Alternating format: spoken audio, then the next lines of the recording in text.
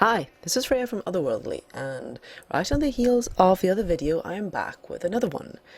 I had something else that I needed to show in a video, and besides, it's fun to do these. So maybe I'll get into a streak of doing a few more again. I've also got some things to show off that don't necessarily need a video, but it's always nice to see them live, so to speak. And that is the Erica cloak and Ingrid Viking dress from R3D Studio, and these are out at the current round of Wheel of Roleplay. I'm going to give you a little twirl here to show you what it looks like, and I love the detail of this dress. The belt, the overdress, the underdress.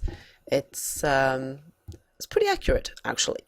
There are probably some quibbles with the specifics and cloaks.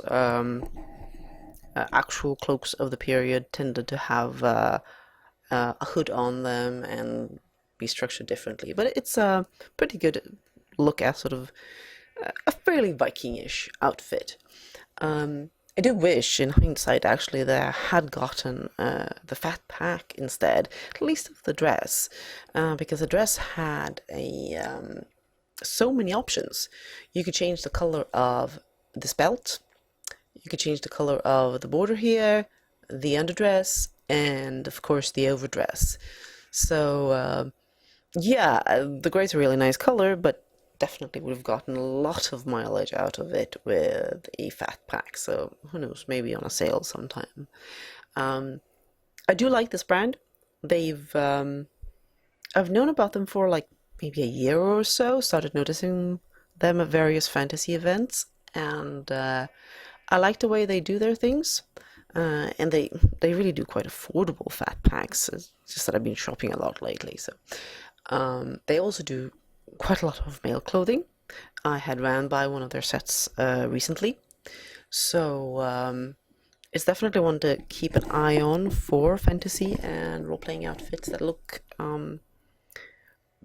like there's a lot of attention paid to them, and because they are full sets quite often, even if you don't have the exact body needed, you can probably get away with alphas. In this case, I did switch to the Maitreya body just to get a perfect fit, but I could have gotten away with like Slink Physique. It just needed some alphas around here more specifically, which I didn't really feel like fiddling with right now, but yeah, it would have worked. What else then? Well, the second thing that I wanted to show off is what I'm standing on. The ice here. This is from, well, the stuff around me is, I think, I'm gonna double check to make sure I'm not lying. Those are the ice sheets from Studio Sky. But the ice that I'm walking on here, oh, and did you hear that? It is from Fanatik. It's a new scripted product, which is breakable ice sheets. So if you keep having collisions with these, you are going to get a surprise. Now, I don't quite remember how high I set the collisions for these. You can structure that, or you can set that rather. You have options for, I can show that to you while I'm here. The settings. You have, right, I have 25 collisions set, and I have a restore time of 60 seconds. So both of those you can control. And there's two different types of the look of the ice sheets, basically. I'm just gonna have to wander around here and see when it happens. Maybe I should jump on it a little bit. Speed up. Speed up. You also get some pre-broken sheets. I'll show it to you here. These are basically if you want to just decorate with the look of broken ice sheets, you can do that without having them actually break on people.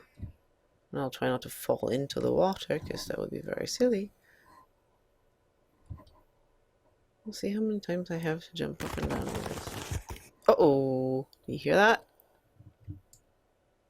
Here we go. That was the first break.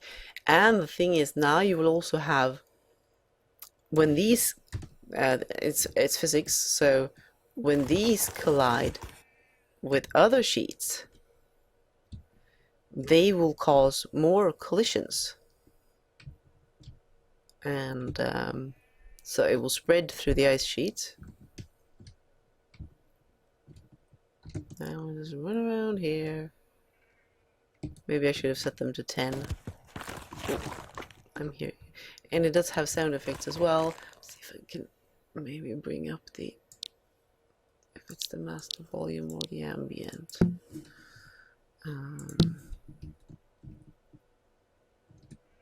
So that you'll hear it on the video. It has a very appropriate ice creaking sound.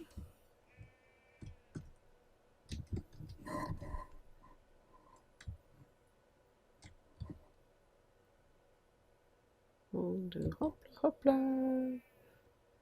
Not recommended on actual ice. There you saw it cracked further.